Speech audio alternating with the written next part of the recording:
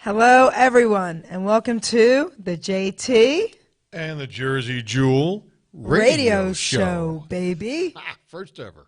That's right. Hey, John. Hi, Geri. How are you? I'm good. How are you? You know, I feel like $100. So, this is so cool. So, I agree. Let's tell everyone why we decided to do this. You start. Okay. Yeah. So, this guy right here, I think you were probably with Hamilton Radio before I was. I started buzzing around, I'm going to say about 2015. Okay, 2016 for me. Okay. Because when I came on board, you were already there doing some nonsense comedy, right? Oh, it was the old Robbinsville train wreck show. Kurt Zimmerman and his Tim Eli and Lynn Edmonds, who we called Lynn Almonds, and Tracy Paris and I would just spend about an hour just yucking it up and goofing around. So when I met you guys, I thought you guys were awesome. Each and every one of you. You're all still friends of mine. And then we kind of lost touch.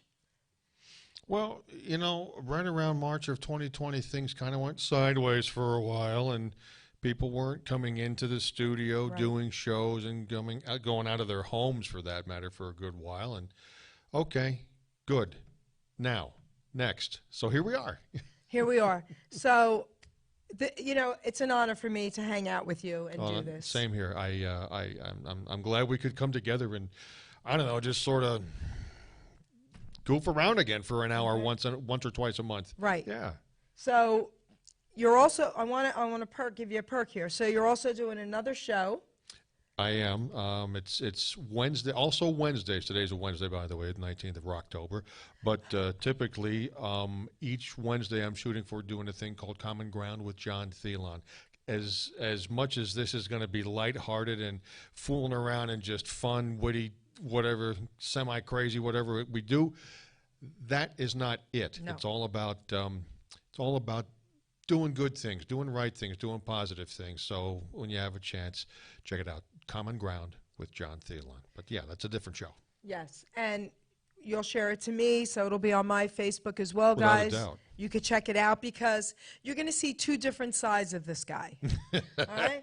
So I was in studio today while he was recording his first new show, and he was very professional, I do have to say. Yeah, well, thank you. Okay? You're going to see a different side of him here with me today, okay? So I want to talk about my book a little bit first. Please, good book. Check the book. Talk about the book. All right. So everyone who knows me knows I am the author of. I'm not an addict. I'm just an ass. I'd rather be a smartass than a dumbass, guys. And you know what, guys? I don't want to go through my spiel that I go through with my other radio shows about it, but I do want to say this. I'm a nutritional health coach. I'm a recovery coach. All my services are free because everyone needs to know they're not alone and there's someone that they can talk to. Please, please, please reach out to me, okay? I don't even consider myself celebrating sobriety. 32 years ago, through the grace of God, I changed my life.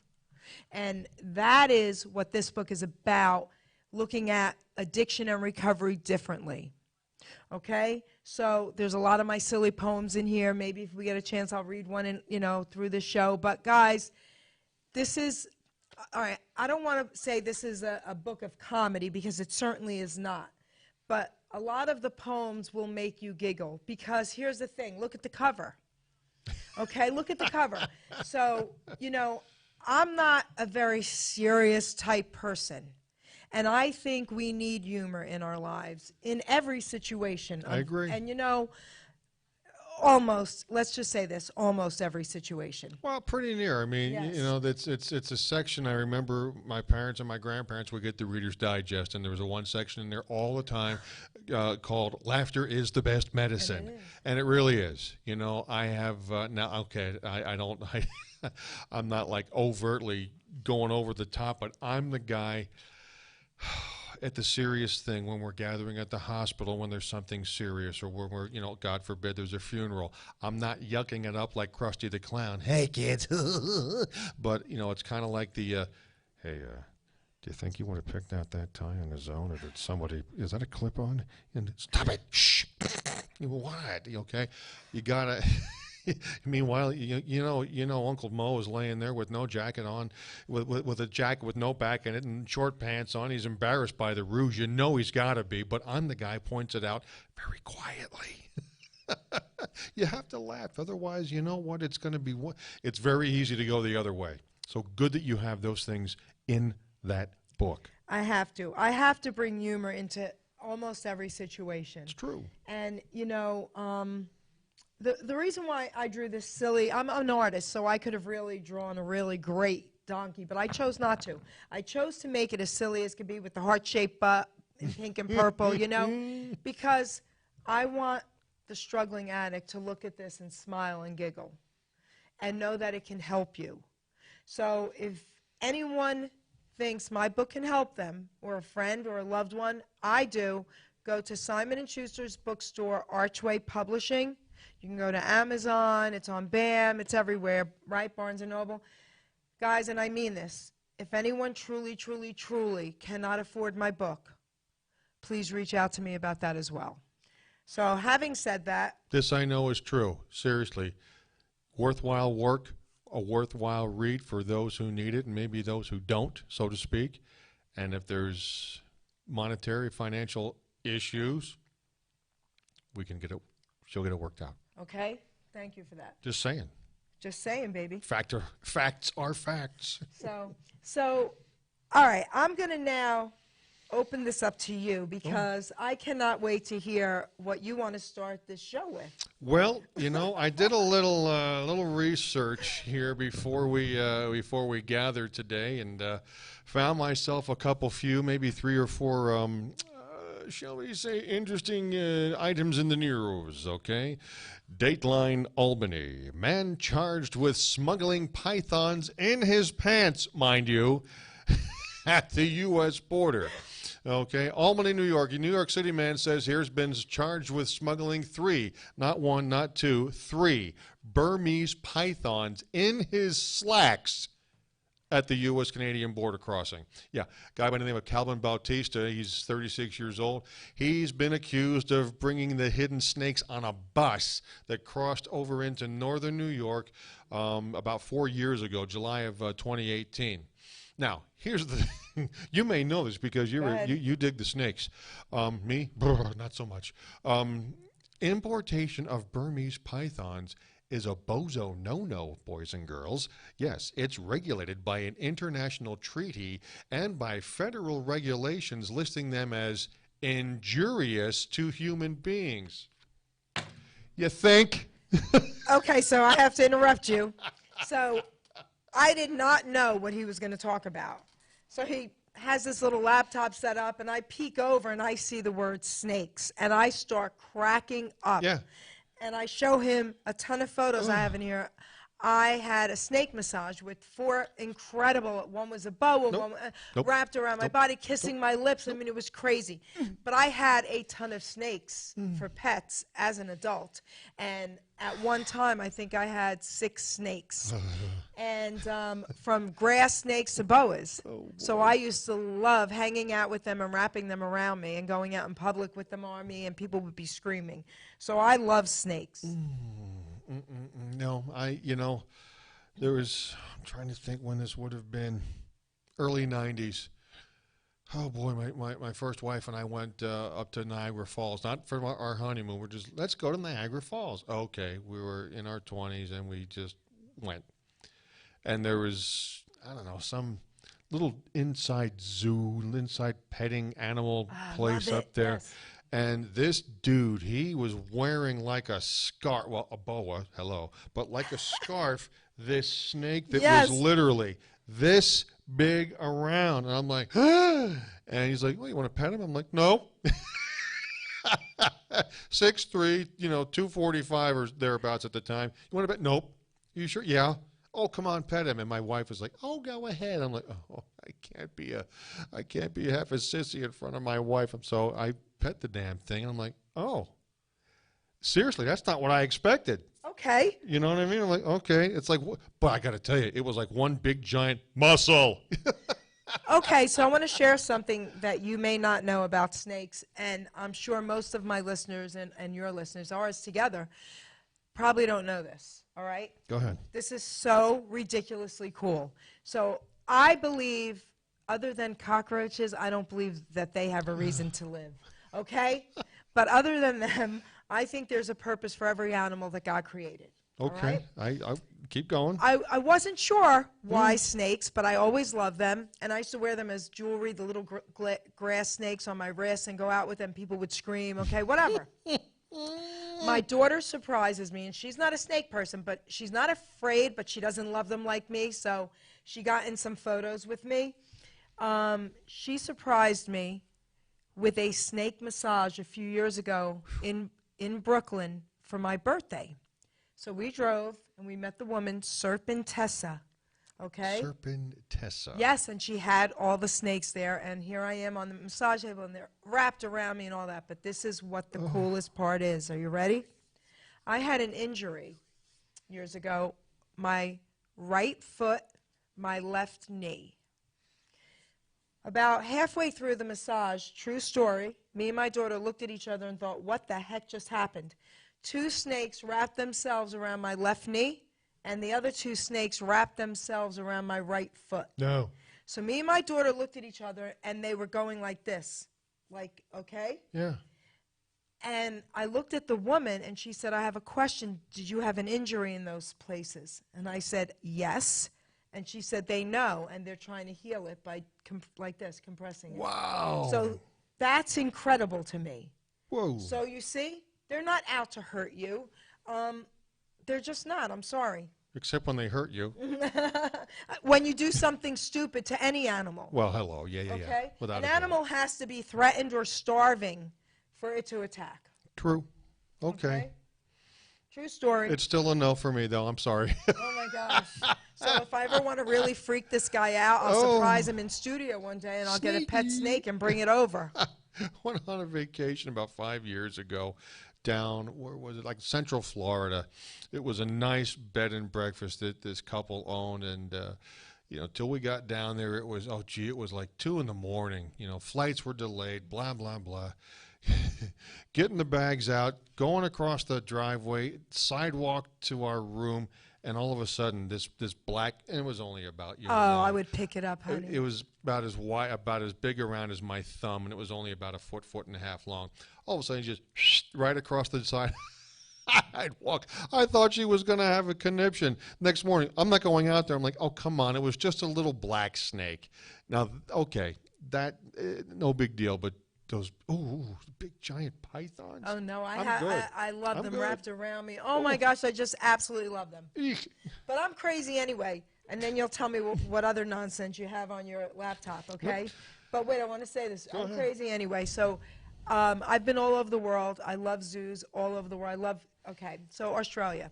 So I went to the Crocodile Hunter Zoo with my Australian mates. They brought me there. And it was incredible. And I got to hug every creature in the world, okay? There was an alligator or a crocodile. And I forget, I wasn't there. I was with my father.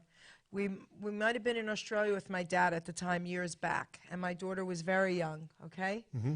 And I know that if you stay straight and look at them straight, they can't see you.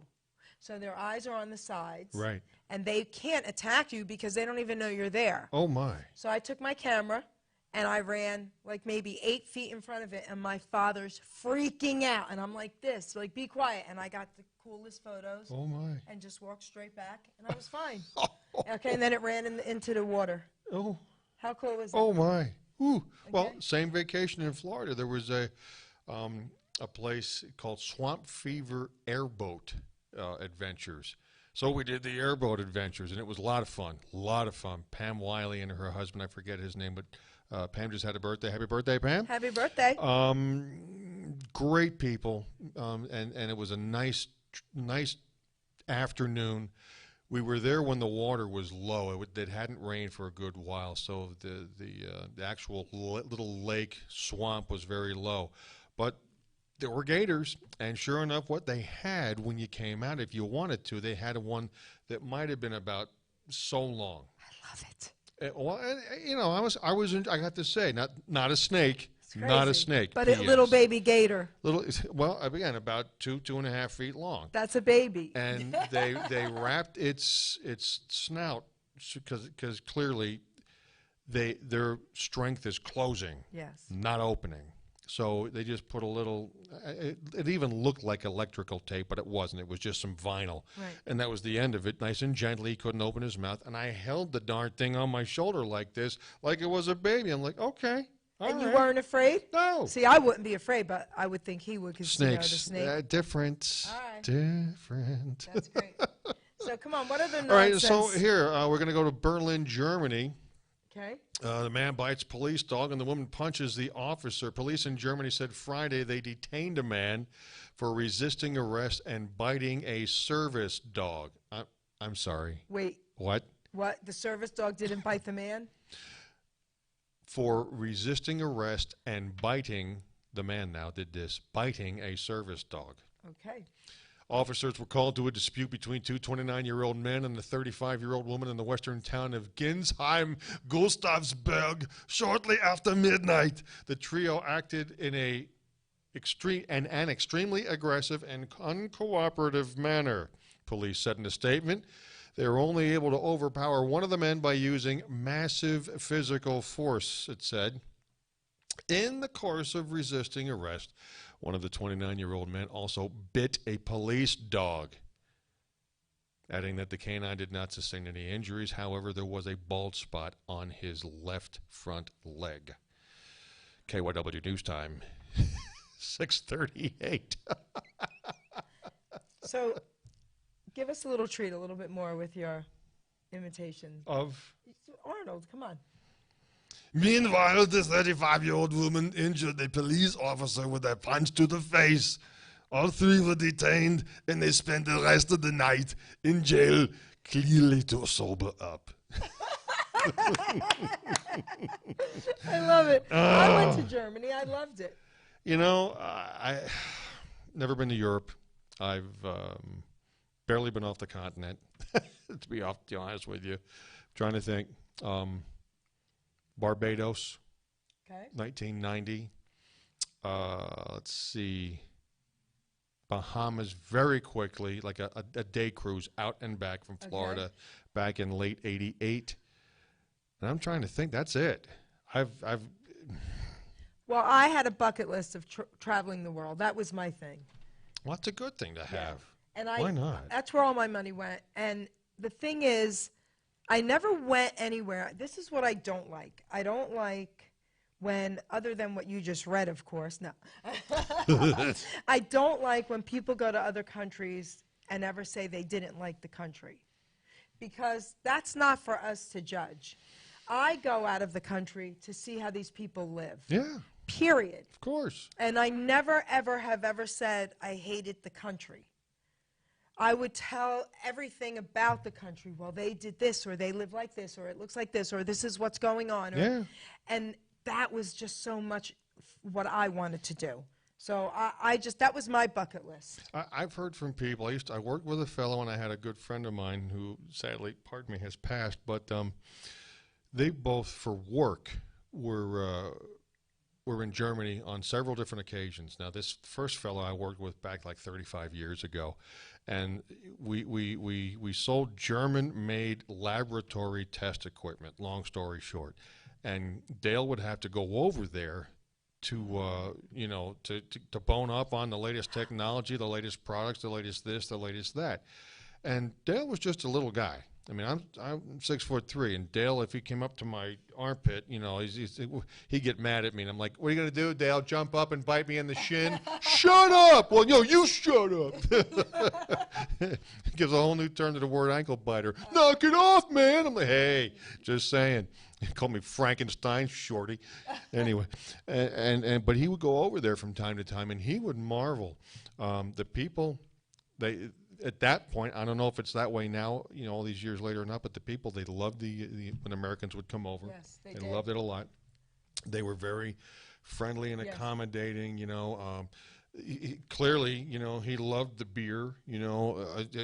He couldn't rave enough about the beer and the food, you know, and just how nice people were. I'm like, okay, I think I may have to go to Germany, you know. And okay, here it is all these years later. And even my friend who worked for McGee Reiter out in Bloomsburg, Pennsylvania, used to be McGee Industries. They made carpets years ago, and now they make carpets for automotive interiors. And Reiter, out of Germany, bought them, and that's the parent company, as part of the management contingent when he was still around. He'd have to go over from time to time. He raved about it. So I'm going to share something really cool about Germany, okay? And I learned this being there because I wouldn't know this. So I went there over 25 years ago, maybe 27, 28 years ago, right? My daughter was young teenager. And we wanted to take a walk after the tour one night. And I said to, first of all, the doorman, "Is it safe?" He said, "Sweetie, you could walk naked 2 or 3 in the morning. No one will ever bother you." Whoa. That's how safe it was. So, okay, so I felt... What city or town? I was all over Germany, so I forget where this was, but Germany was Matters Germany. not, yeah, okay. At the time. So anyway, I felt safe because I'm here. My dad was resting, so I didn't have him with me, and we wanted to walk around. And I got beautiful, amazing photos. Every single home in Germany, and we're talking like attached homes and apartments and big, giant buildings, they were all different colors. And I'm an artist. So one of my houses in Robbinsville was hot pink, purple, and turquoise, the outside of it. Okay? So that's why I was freaking out. So there were purple homes, there were green homes, yellow homes, blue homes, right? Right. And every single house outside their windows had boxes of flowers, a flower box. Do you know why? No. I can tell you. Tell me. Because I had to find out. During the war, unfortunately, all their gardens were taken away from them. Oh. So they had no rights and they had no gardens and all that. So to proclaim their independence, Right. every single home at the time, and I'm hoping it's still the same way, they all had flower boxes built around their windows. Wow. Is that beautiful or what? Wow. Boy, and even when they rebuilt, you know, in the late 40s, they made the accommodations Oh, yes, for that? absolutely, Wow. because that was, they all loved this is what was told to me, because I asked my tour guide at the time, because I had to know. Yeah. And I have a photo I'll show you. It might be in my phone of me standing by the building pointing to the, okay, it was beautiful. Wow. So I had to ask her, and she said, "Geri, everyone loved their gardens and their flowers in Germany. And when that was taken away from them and they were told they couldn't have them any longer, that destroyed them." Good to it's have their that pride. back. Yeah. Well, and not for anything. I mean, you hear all those horrible stories about the horrible contingent of horrible people that were over there doing horrible things back then. My great uncle married a gal from Germany, Ellie. And, you know, he was, I mean, gee, this is in the 70s, and he passed away in 72. And I think Aunt Ellie, she hung around, I don't know, several years later. But she was just a lovely gal, just a real nice person, you know. And I didn't know from anything. I'm you know, I'm 6, 7, 8 years old. Germany schmermany. I just, you know, oh, she's from Germany. Oh, that's nice. Thanks, Mommy. I appreciate knowing that. Here, I didn't know all about all of this other nonsense that was going on when she was a young gal back in the but just as nice as could be. That's right. Just as absolutely wonderful and nice as can be, which goes back to, again, my friend Randy and my colleague Dale. Every time they go over there, they come back raving about the people. Well, I want to share something about my dad, God rest his soul. So my dad was a child during the war in Italy, and there were German soldiers that went over there. I bet. And he remembers walking and kicking up a stone, and it hit one of the soldiers in the foot, a little Oops. rock. And the soldier, German soldier, pointed a gun at my dad as a child, and he ran away. So when we were planning this trip, Eek. that was something my father, I guess, held on to, which I didn't know. So when I was planning a trip, he said, okay, we can go anywhere you want, but not Germany. So I said, why not, Dad? And he tells me the story. I said, oh, okay. So I go to my travel agent. Of course, I booked the trip, and I come back, and I'm like, Dad, the trip is booked. You know, I was like in my early 30s. And he's like, we're going to Germany, aren't we? I said, we sure are. And he loved it. He loved it. And he was like, thank Good. you. Oh, yeah. Yeah. It was amazing. Well, you know, what was is not what is. Thank God. But, Yes, but it still. was amazing. Good. So what else do we have? Well, now we're going to get down to Virginia. This is just from about a week ago. A woman is holding out hope, it says here, for a missing Virginia blue ribbon squash. Was the Blue Ribbon Award-winning squash stolen or misplaced?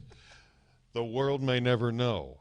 After all, it's kind of hard to misplace a 4-foot-long squash. Hey, is that a squash in your garden, or are you just happy to see me? Yeah, evidently this Lydia Nichols from Chesterfield, Virginia, she told one of the radio stations in D.C., WTOP, that she's holding out hope that she's going to be reunited with this Trombontino squash she Freudian slip much, that she grew in her backyard. It won a blue ribbon. Okay, so Won a blue I ribbon. want everyone to know, and this is the God's honest truth, I do not know anything he's going to be talking about. Okay, so this is the first I'm hearing everything. The snakes, the whole bit. So, all right, she wins a blue ribbon. She wins a for blue it, ribbon. She takes it to the fair in Richmond. takes it to the fair. Okay, she started as a wee small little seed back in the spring, April. Okay, and as it was growing, she evidently could tell it was going to be something pretty amazing. So now, most butternut squashes evidently are grown as winter squash. Tromboncino squash is harvested and eaten when the fruit is young and tender, like yellow summer squash and green zucchini. So anyway, by the time she picked this squash out of the garden, 47 inches long, and it was just about 9 pounds. Hold that thought. So she takes this 9-pound squash to the fair. Yep. She wins a ribbon. Yeah. She comes home with it. No. I want to know what happened in the transition. She dropped it off at the fair on Okay. September 26th. Oh, to leave it there for the ribbon? Correct. And You they know, were supposed to give gotta it back to You her? got to display it. You know, you have all the displays. Oh, the, gotcha. the canned goods and the big giant 3,000-pound pumpkin. Was this her display? I have Yeah. to know. No, So this was hers. she had her own display. She had this little, not so little, she had this 4-foot-long squash. And then she left it there? She did. The fair official gave her a claim ticket with her name on it that matched Gotcha. up with the ticket that they put onto the squash. You know, a little deal there and so forth. Okay, so this way you go to pick it up when the fair is over and the judging is gone or through rather, and you Okay. give the guy the ticket. The guy gives you your squash back, and off you go. Oh no. So she says... She went back on the 5th of October to claim the squash with her little ticket in hand. Gone. And what did they say? Listen, I know this is ridiculous, but I just have to know. They What didn't know. They didn't know. They didn't know what to say. She's like, We couldn't find it. It was just gone. So they enjoyed her squash, really. somebody, That's you know, great. she left Okay. empty-handed. She did get the blue ribbon, though. I hope she took a great photo of it at least. All right. All right, what else you got? Waving it around. Are you aware of the penal codes of this state? Hey, whoa, take it easy. All right, I got one more. All Where is it here? Looking. Oh, here we go. All right. So, when you're on your phone, Okay. you know the thumbs up emoji. Yeah. Do you use that from time Yeah, to time? I do. No bueno. No good. No good? No good. NFJ. Okay, why? Well, the Generation Z people have taken umbrage with that and a few more of the emojis. Now, just so we know, Gen Zs, they are, to me, kids born anywhere from 1997 to 2012. All right, Okay. continue, because I really No. don't know what he's talking about. Well, stick with me here. All right. So now, put it in perspective, the oldest Gen Z people are starting their post-education years with new careers, families. My son was born in 1997. He's one of the older Gen Zers. He's Okay. married just under a year, and he's got twin little boys who are almost a year old. So he's one of the oldest members of Gen Z, okay? Now, they're coming for our emojis. They're calling the popular thumbs up emoji, calling it out for being rude and hostile. Wait, a thumbs up Yeah, is rude and hostile? and hostile. Why? Glad you asked. You know, for younger people, this thumbs up emoji is used for to be really passive aggressive, they say. Okay, 24-year-old Reddit employee wrote, "It's super rude if someone just sends you a thumbs up emoji." So I had a weird time adjusting because my workplace, it's all over the place. Older workers, you know, do it all the time. You know, it's basically, I approve, I understand, or will do. I use it all the time. Me too. Part of the issue is that evidently these Gen Z kids, they tend to use the thumbs up in jest. You know, this guy named Barry says, "I only use it sarcastically, though sometimes I'm not even sure if the irony comes across." He says he only uses it to communicate with boomers, that's me, like his parents or older colleagues. Continue. I'm really still One confused. anonymous other younger office worker chalked it up to generational communication culture differences. What? What are you talking about? This is happening. This is happening. I am in shock. Okay? My grandson is going to be 22. I have to ask him if he knows about this. Oh, yeah. Many of these Gen Z kids, they have officially canceled. Really? The thumbs up emoji after it was, again, deemed passive aggressive. They've officially canceled the thumbs up. Everyone my age in my office doesn't do it, but the Gen X and the boomer people always do. It took me a bit to adjust and get it out of my head that it means that they're mad at me. It doesn't mean we're mad at you, dummy. Other people think it's dismissive, like, good, fine. You know what? Sometimes, good, fine, is exactly that. Wait, okay. Wait. Serious? This is the first I'm hearing about this. Yep. You can't make this stuff up, All right, kids. so give me a thumbs up. How could that mean anything negative? Well, Tell me how they even came up with this. They think that it actually means, I've read your message and have nothing to add, and hope and pray that all the bazillion people in this group chat also have nothing to say about it either. But they should be happy that we have nothing to say, because if we had something to say, it probably wouldn't be good. Oh, trust me, I got stuff to say. Okay? I'm in shock. You All know, right. and here's a gal, 25 years old, social worker. Okay, there's from Long Island. She says, We're people and we have words to use. If I took time out to write a thoughtful message, then you shouldn't be responding with the bare minimum. Fix it and write something real back. okay, you know what I want to say? Okay, yes. What do you want to say? Okay, right? This is crazy to me. But yet, isn't that the generation that just does this on their phone 24/7? They got their noses in. And they don't want to talk to you. They want to text you back. Exactly. Or wait a minute, as Fonzie himself, the king of the thumbs up, would say, Oh, right. exactamundo. Yes. Okay. Yeah. All right, you just blew my mind. Thumbs up emojis. NFG. No good. No bueno. Stop it. You're being passive aggressive. You're being dismissive. Okay. And oh, here, I love this. A lifestyle and so-called etiquette expert, some Elaine somebody or other, who has done corporate training on the there's corporate training about all this. Okay. Oh, my goodness. She advises the avoidance of emojis all around in the professional work world, if only to avoid to avoid misinterpretation.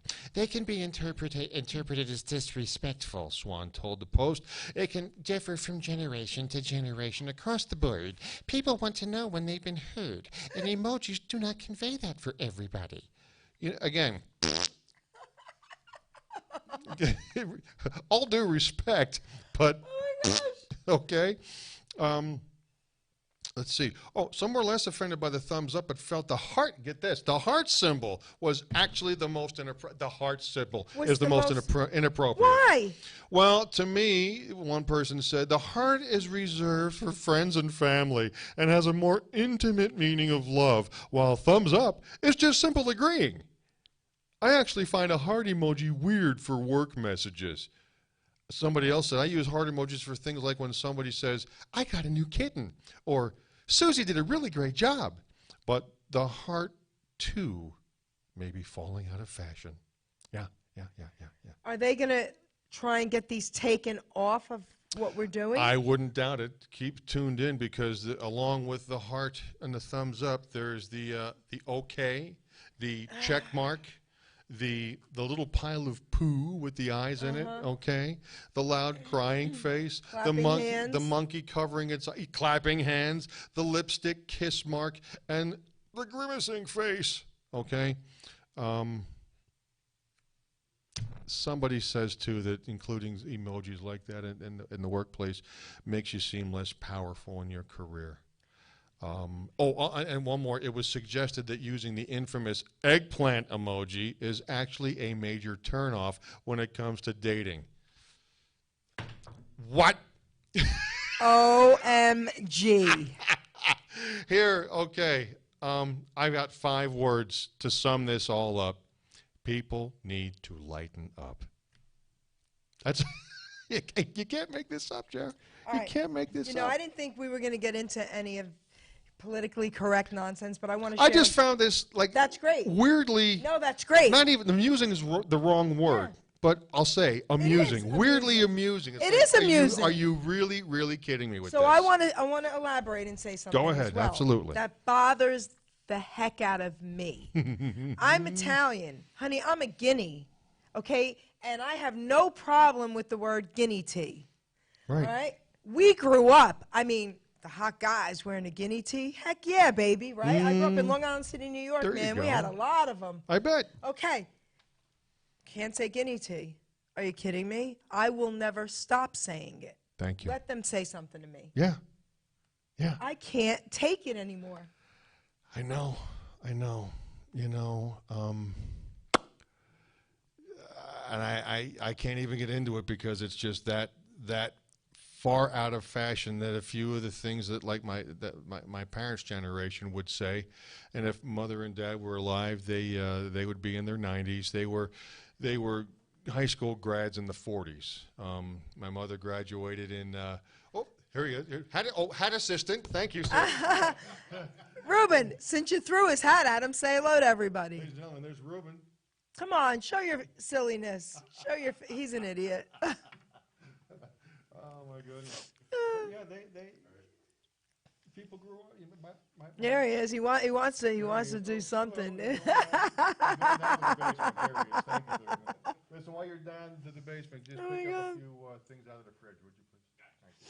Oh my Thank gosh. you, Ruben. But yeah, you know,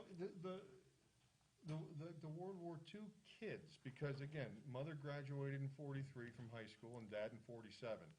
And that generation, they had I'm sorry. Woo! Say hi. Say hi. On the job. That generation had a whole. Thank you, Gino. There he is, ladies and gentlemen. He doubles as the NBC dancing N on the weekends. The things we can't say, you know,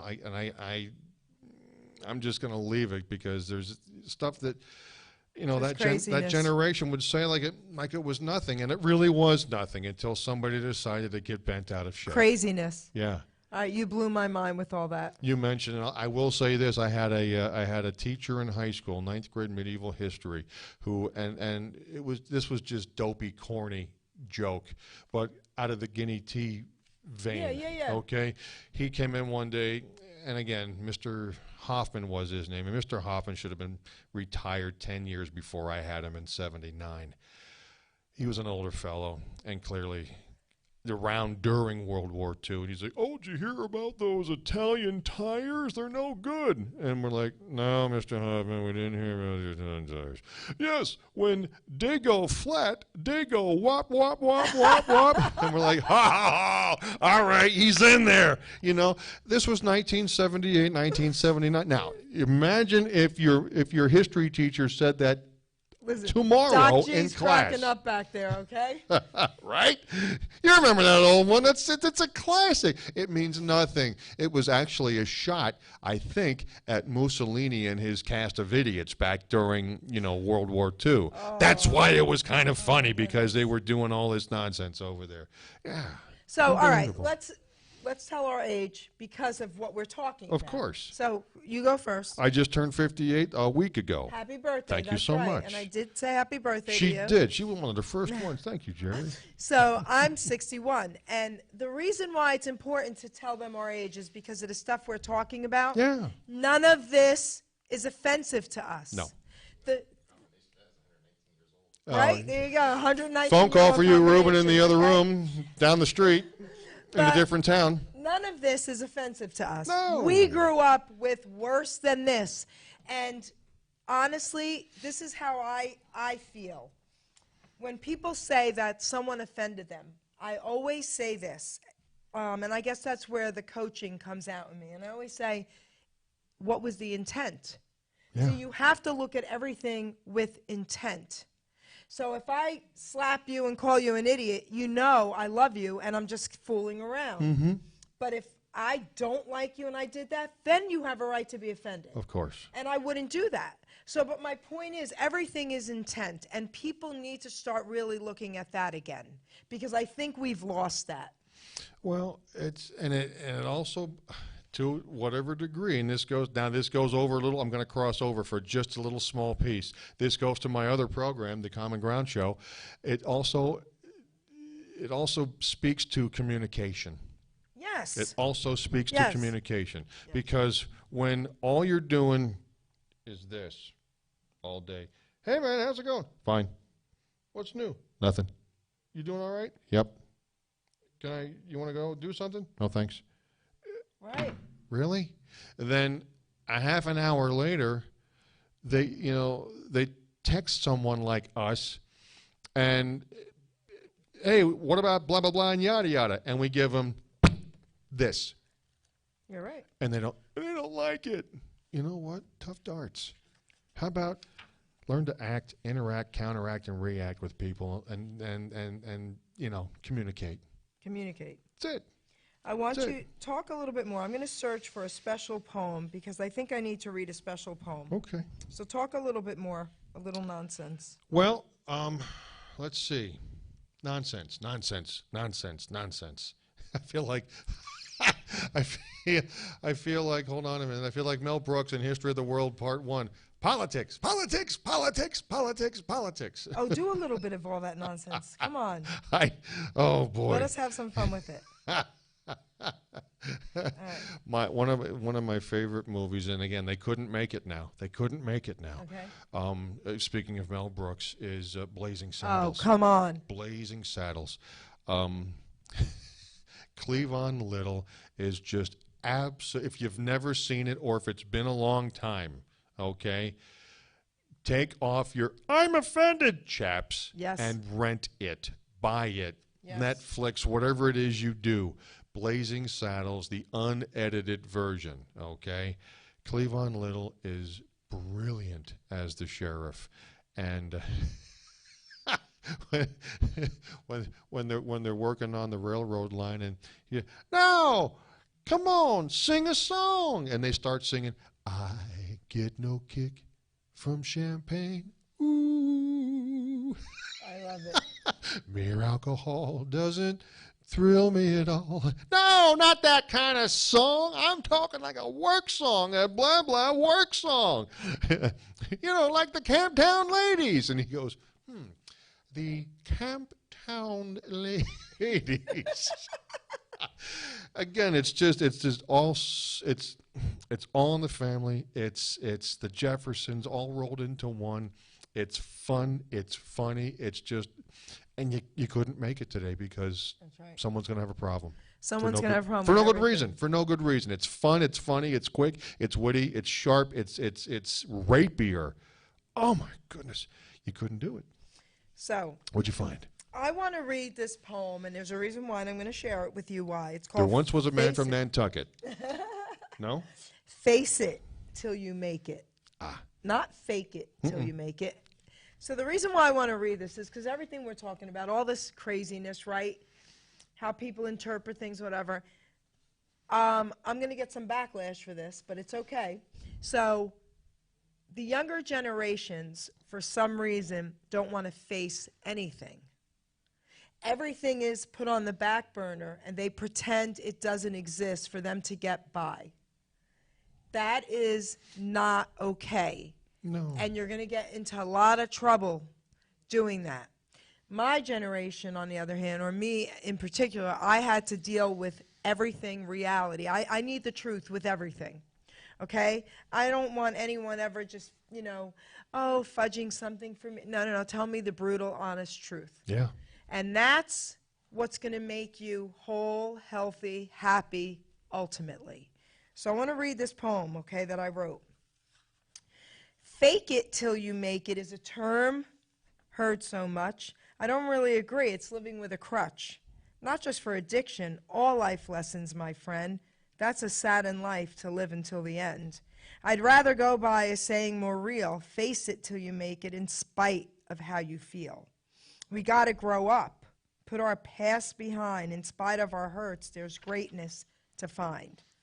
I'd rather go through life smiling every day, holding up my chin, all good things to say. Positive thinking and actions likewise throw out a force up into the skies. What we protect is what we will earn. Karma is real. We each have a turn. Your thoughts are wired to make you think. With what you do can make you sink. Keep all your thoughts uplifting and real. Feeding your mind crap destroys how you feel. Right. Don't put out crap. It comes back to bite. Stand up real tall and just fight the fight. I promise you this, if you face all your fears, it may be quite scary, but will add to your years. One day you'll be happy with who you are now. One day you'll be happy with who you now are. Just look at me, I've really come far. I look in the mirror and like what I see, but most important, I really love me. And the reason why I thought that was appropriate to read is because all of this stuff that we're talking about in jest and silliness, but it's serious. Yeah. Okay? And everything is so offensive. Okay? We have to now worry about these freaking silly emojis? No. Are you kidding me? That's part of, if you listen to what that poem said, that's part of the problem. Because you're not facing anything. Okay, that's ridiculous. I'm sorry. There's no way in hell that this could mean anything negative. I agree. So for this to take place and this to happen, these people are in a very sad state. And again, okay, I mentioned it a few minutes ago, but one of my favorite TV shows growing up was Happy Days, and one of my favorite characters on the show was Arthur Fonzarelli, the Fonz. Me too. Yes, okay? all women love the Fonz, well, baby. and I'll do them. There for a while, I don't know, circa 1976, 1977. I wasn't the Fonz. I was, ready? The Johns. Hey, all right. Thank you very much. Thank you very much. Because he was positive. I mean, he was no nonsense. He'd throw down if you want to. But you ever notice you never saw him fight in the show? He was this tough guy that nobody wanted But to. nobody fought him. I never saw him fight. Right, because nobody wanted to fight him, but he was always ready to go. Right, But nobody because did. they thought right. Okay. They never showed him All right, fighting. but his whole thing was Yes. 2 thumbs up. Hey, okay, and that was, oh my goodness, they had an action figure, Fonzie's cool as he can be, sticks his thumbs up into the air. He's cool, not a square. Fonzie the Fonz, he's cool. Right. Okay, because, okay. How could they make it negative? And now, what? 40 years. It's been Is that 40. crazy? You're right. Well, it was like 82 or 83 when Happy Days was over. 40 years later, it's upside down. Really? Really? Come on. So, And you mentioned about sometimes you just have to let it go. And I don't know why I thought of this, but as you were reading your Yes. poem, but are you a Honeymooners fan? I'm 61. What do you think? Maybe. Heck yeah. Are you kidding me? Heck yeah. Yeah, Honeymooners. I'm one of the classic TV shows ever. Norton, remember? Hey, Ralph, I got a saying down in the sewer. When the tides of life upset you and the current rocks your boat, don't waste tears on what could have been. Just lay on your back and float. I love it. You know what? Yes. Yeah. Stuff comes at you. The crap comes your way. Literally down in the sewer. What do? Lay on their back and float. You know what I mean? I want to bring up 2 other shows then. Sure. All right? Yeah. So, 2 of my favorite shows of all time, and I own the box with every one of the shows for both, okay? Friends and Seinfeld. Okay. So, Friends I absolutely loved. Seinfeld was number 1. Friends was number 2. Right. And the reason why Seinfeld was number 1 to me, Friends was number 2, but very close to number 1. Friends was fun, happy, sad, life, love, right? All Yeah, that of cool course. stuff, okay, that every single human being would feel every emotion. Seinfeld, the most brilliant freaking show ever written, okay? Do you know the history of them going in and trying to get the show and any of that? No. I was a huge fan, okay? So this is what they did. They went to pitch it.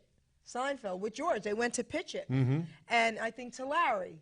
And they said, well, what's the show about? And George goes, nothing. Okay, and they're like, no, really, what's the show about? And he's like, well, really nothing. So that was really their pitch. Yeah. And the reason why I believe if it came out now, it would have been crushed is because it was the most inappropriate show. Okay? This is, and I got to meet Seinfeld, and this is what I say about the show. And they say this as well. They say, and it's totally true. He wrote about every single thing every human being on this planet ever thought in their head, but Yep. was too afraid to say or Yep. do. Okay? They did it. Right? Oh, just use my toothbrush. Okay? Right? Everything, though, right? Oh, my goodness, yeah. How are we going to solve this? Ink-a-dink, ink-a-dink, ink-a-dink, ink-a-dink, a bundle of ink. Okay? I mean, think about the young people today probably ever seeing one, what they would think. Okay? Oh, yeah. Crazy, Oh, I right? still watch it all the damn time. It's amazing. Yeah. Yeah. Brilliant. Absolutely brilliant. Well, and again, okay, now we're to the sitcom portion of the experiment here, kids. Doc G's loving this. Look. Ba-da-ba-ba-ba. There you go. He's loving it. Okay. One of the other most brilliantly written shows, in my opinion, was Cheers. Oh, absolutely. Absolutely. Well, all right. You're using the word brilliantly written. I don't know if I would say brilliantly written as far as Cheers. I would use a different word maybe. Because to me, Well written. How about that? okay, incredibly well written. Yeah. Because to me, brilliant is more of what Seinfeld did mentally with the script. Okay, I'll give you that. With I'll the give script. You that. That was all. That was brilliant mental. I But tell you- Cheers, listen, incredible. I would sit there and howl. I mean, this is not a dig against my my first wife, but you know, her humor and mine, we're not the same. Okay, great person. You'll never ever hear me put the bad mouth on her. It just it didn't work. That's funny. Okay, but I'd sit there. We'd sit there watching this thing. I don't know, 90, 91, 92. It's Thursday night. It's 9 o'clock to 9:30. We're watching think Cheers, Cheers. and I'm howling, and she's. I don't get that either, and I'm not saying anything against her, but No. everybody's humor is different. It's all Everybody's humor is- subjective. yes. It's all subjective. And I would do something or say something, you know, around that was, and she'd just lose her mind. I'm like, Really? Oh my God, that was great. I'm like, I'm glad you enjoyed it. That's funny. But you know, the phone rings. Remember, Coach? You know, the phone rings. Hello, cheers. Hold on. Is there an Ernie Pantuso here? Coach, that's you. Oh, speaking. Okay. Amazing. Somebody had to think that line up. Brilliant. That just absolutely well written. Oh my goodness, I would just sit there and howl and howl and howl. I loved it. Oh my goodness. You know, Amazing. Cliff, all those guys. And even too, I mean, now this, again, a different bolt of cloth, and they were on for 11 years, but MASH is another one. Oh, absolutely. Groundbreaking, of Okay, course. but now I think that was brilliant. I agree. See, I think MASH was brilliant as well. Because there was nothing like it before, Right. and there has been nothing No. like it since. That's right. You can't do it. That's right. You and can't. I don't think you can. They tried. Yeah. Remember I after agree. MASH? That's right. That's right. No. Like a lead balloon it went over. So Just, brilliant, brilliant, brilliant, we brilliant. had incredible shows. You know, we had an incredible. I'm gonna say the word childhood. Yeah. But up until young adults, Yeah. you know, we'll never see that again. I can start remembering going back to about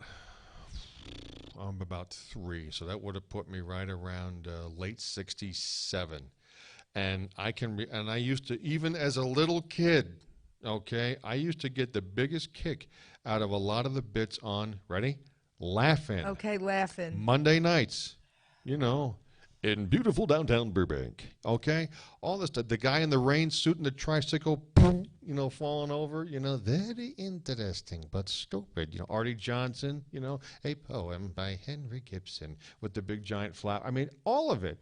Some of the stuff was over my head, of course. They even got Nixon on there. Sock it to me. Right.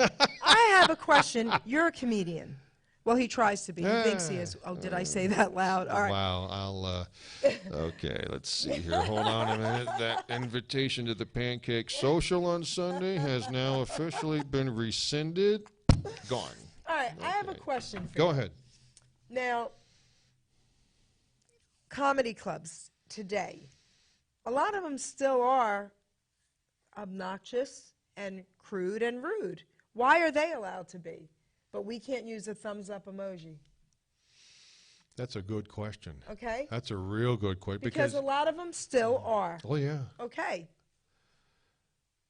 I don't know. Maybe it's understood that once you walk in to a comedy club or a venue that is hosting comedy club night, you know, like City Streets up here on 130. That's right. Beware. Yeah, it's all of a sudden. So you went to City Streets up here on 130, you know, last Tuesday night after work with the guys, and you watched some stuff on television. Monday Night Football, blah, blah. You had burgers and a few beers, and everything was great. You go in there on Saturday when they're hosting a comedy night, it's not the same place. It's not the same place. It's the same location. It's not the same vibe. I wonder if one day that's going to be gone. I hope not. I do too. I hope and Don Rickles. I'm Brilliant. going to bring Absolutely. him up. Speaking of brilliant, there he is. Lovely guy, too, by the way. So you may know this. I'm not sure.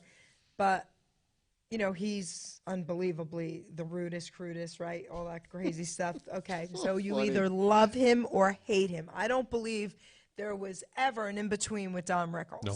Okay? So anyway, he's up there doing his thing years ago, and there's a couple in the front row. And it was clear that the wife hated him. All right? So she was there because her husband, probably a gift, I forget what the story was, but she was there for him. And she's heckling him the whole time. Oh. So you have to Google this, it'll come right up, okay? He comes over, and he says to the husband, "Is this your wife?" And he says, "Yeah, I'm sorry, yes, yes." And he says, "If this was my wife, I'd give her a bottle of poison to drink." She stands up and says, "And if you were my husband, I'd drink it." He stops the show. He brings her up on the stage, and he said, "Never in my entire career did anyone make me speechless. You're brilliant." Okay, and then I think from that moment on, she probably loved the guy, okay? He had her from that point on. Okay, Oh, my It goodness. was great, okay? I'll never forget that. Well, and that was Rickles, okay? All the stuff you hear and you see out there, You know, and I miss so many of those old personalities that who are gone now. But that was his literally his shtick. That wasn't him. That was his gimmick. That's what made him Don Rickles, the comedian. Right. Okay. I agree. How I have heard so many stories about what, again, and this is a derivative of it. He recognized this woman for what she was able to do. That's right. Amazing. And he had it right up there on stage. I'd have done the same thing. But he was when I say he was a lovely guy, he helped people. No, I know. He was good to folks. He was a good egg. He was a good, but you'd never know, you know, unless you knew. Unless you knew. Yeah. I love that. Unless you knew. Yeah. So listen, we've gone longer than we thought we would be going. Hello. We didn't even know what we were going to be talking about the first time. We This was are the great. Seinfeld of radio programs. Okay. This is great. This is absolutely great. Is there anything else you want to touch base on? I gotta say, I think we've said it all Okay. for tonight. For tonight, I think so too. We're coming back now. We're going to do this twice a month. We're going to do this twice a month. If Right. memory serves, what are we looking at? Well, I believe it might be 2 Wednesdays from tonight. We're mixing it up a little bit there a few Right. months for certain reasons, but eventually we will get on track. So it might be the 1st and 3rd, 2nd and 4th. We'll see how that works out. But Yeah. we will be twice a month, and everything will be posted. So Watch on my Facebook page, John Theillon, on it's- Geri's Facebook page. Yep, it's as already well. there. And we'll keep you posted. Thank you. Yeah. Take us out, guys. Thanks. Next time.